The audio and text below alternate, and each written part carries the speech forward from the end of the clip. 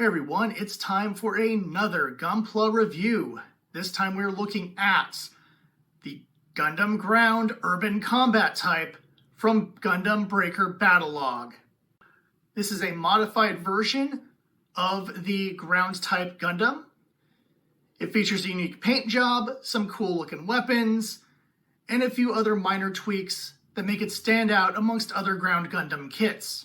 In the anime, it performed pretty well, especially with having AI pilot Yu Kajima inside there. However, no matter how good a mobile suit functions in an anime, it doesn't mean much unless that kit can match its action-packed status. So without further ado, let's take a look at the Gundam Ground Urban Combat type. Okay, and here she is. The Gundam Ground Urban Combat type in all her glory. No weapons or gear right now, just looking cool and intimidating standing on my table. So let's go take a look here at some of the aesthetics here. Got some nice looking coloration. Show you all the way around. Give me that gray color to function more for urban combat. You definitely have a little bit of a DIY kind of look. Little nodules on the knees. Chest here, which I do really like. Does have the slots here for the parachute pack. Some nice stripes, which of course are stickers. All the cool stripes are stickers, unfortunately, on this. So yeah, you got a lot of sticker action there for making the kit look cool and look more camo. In addition to that, we have, of course, the sticker right here in the crotchal region. We have a sticker here on the chest. We have the monitor stickers on the helmet, the eyes, of course. So yeah, quite a few stickers. In addition to that, you can always swap your head stickers with the exam mode stickers, giving it a red look for the eyes. Nice little look there at the aesthetics before we get into the flexibility of the suit. So we got the fact that it looks cool, but does it flex? So we got the foot going back, foot going up, left and right. Not too bad. You also have a little bit of difference here in the toe and the heel, which is also helpful for standing and holding your position nicely. The little ankle guards here shift a little bit. They're a little tight, which is good, so that they stay in place and don't fall over. Lift arms up a bit. We have, of course, your standard side flaps that go up. Your standard front flap, you can also clip it. I did not, because it's just easier to handle for review stuff. Pretty good high kick there, check that out. You could join the Rockettes with a kick like that. The back, of course, doesn't have a movable flap, so you don't get a lot of back action. It's kind of your standard. Side kick. Yep, so now it can be piloted by Dick Grayson. Of course, we got not a great knee there. You can get a good, no, not too bad. Okay, it's a little tight, but you can actually get a pretty good knee bend. That is not too shabby. So yeah, we got some great legs here. Let's watch those things down. Let's look at the waist. Dip forward pretty good. Not a lot of dip back because of the backpack. A little bit of left and right. Again, the backpack's kind of an issue because it feels like it's almost about to pop off because of the pressure the backpack's putting on it. So just be careful of that. Oh, crap. Gotta fix that now.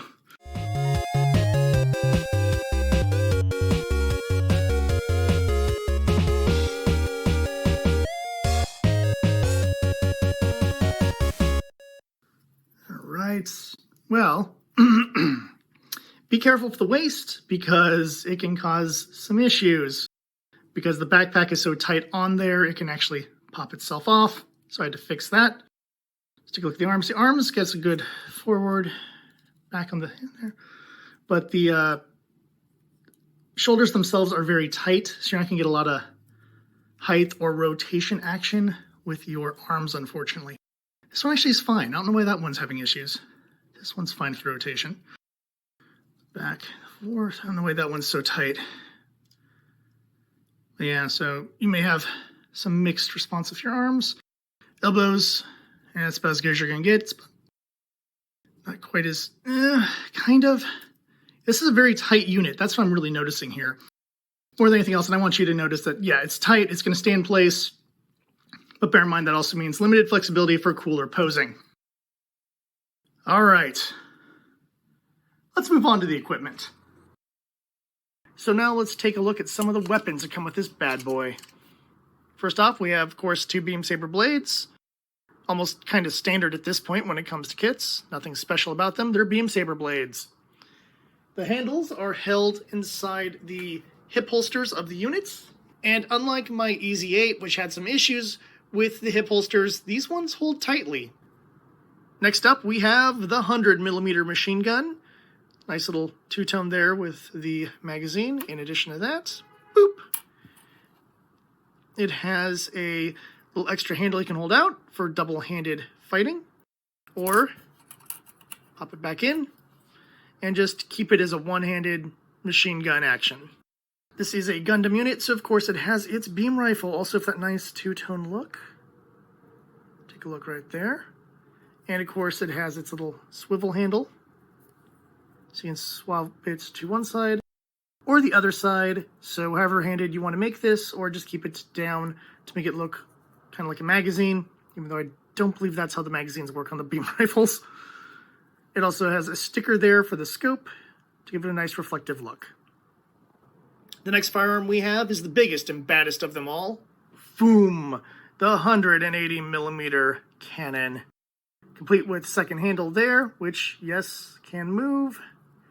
And the grip itself can also move. So you can easily place this into the hands of your unit.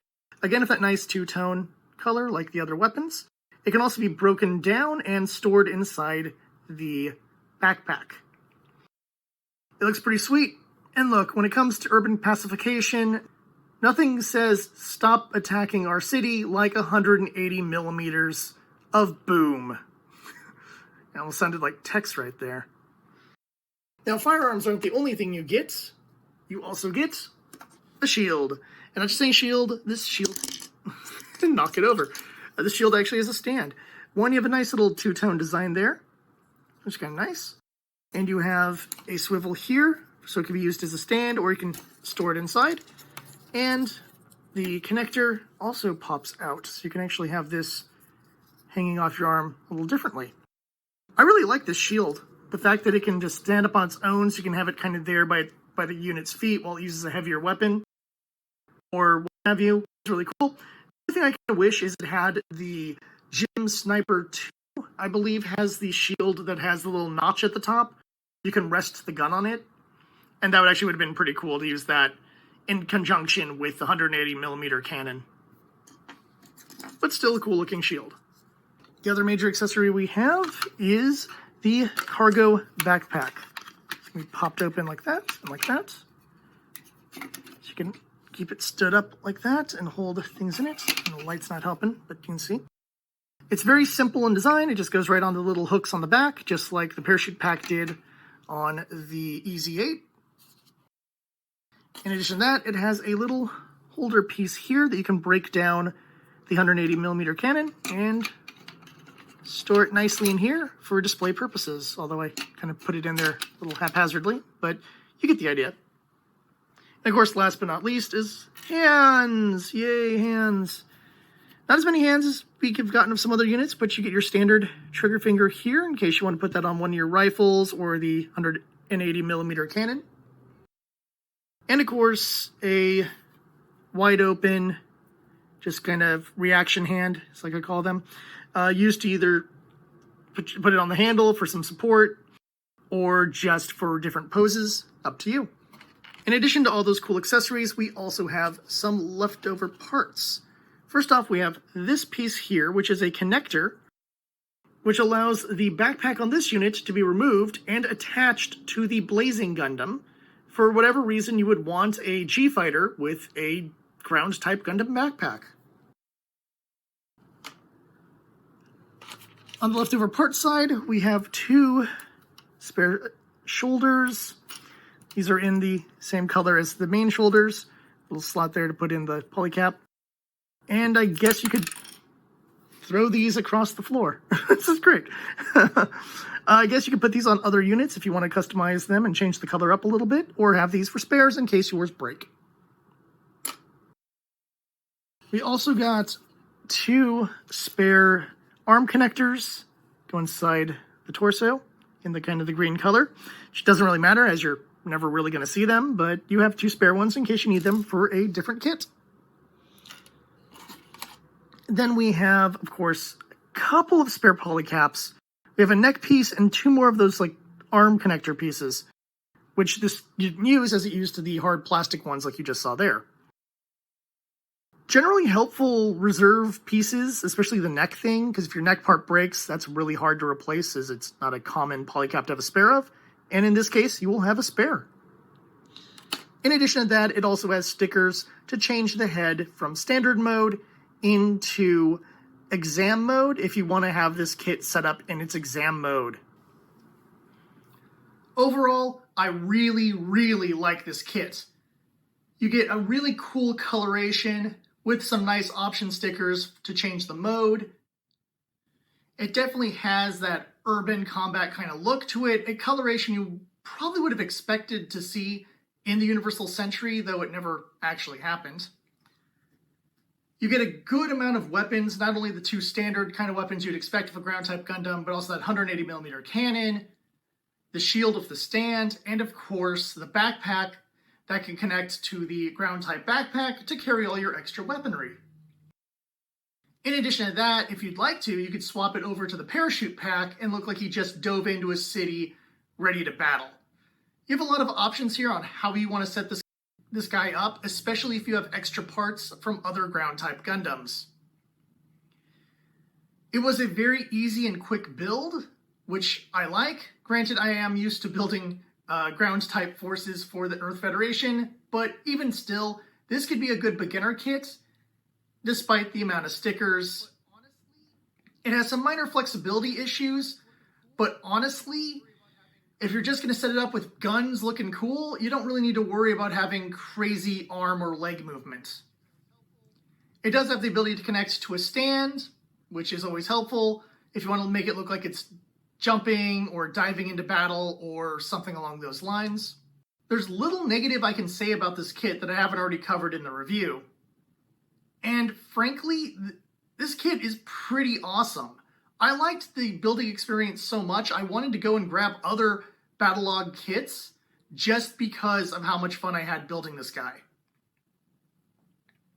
He looks cool, there's plenty of options, and most importantly, if you're the kind of person like me who usually sticks with canonical kits, you could easily say that this was a scenario like the EZ-8 where a unit had to get a little bit of a DIY job in order to allow it to continue fighting, because you do have that very EZ-8 kind of design to it where it really feels like they had to solder on parts at the last second just to keep the thing moving. In addition to getting its own unique paint job, you could easily headcanon this as something that fit inside the 1-year war or even the post-war period. If I haven't convinced you to pick up this kit, then I don't know what else can. It is easily one of my new favorite kits, and I can't wait to see how good he looks on the shelf with all my other Federation forces. Thank you for watching. I hope this video has helped your GunPla purchasing decision. Please look forward to my review of Gundam Breaker Battlogue, and until next time, I'm the Dapper Bard, and I'll see you at the tavern.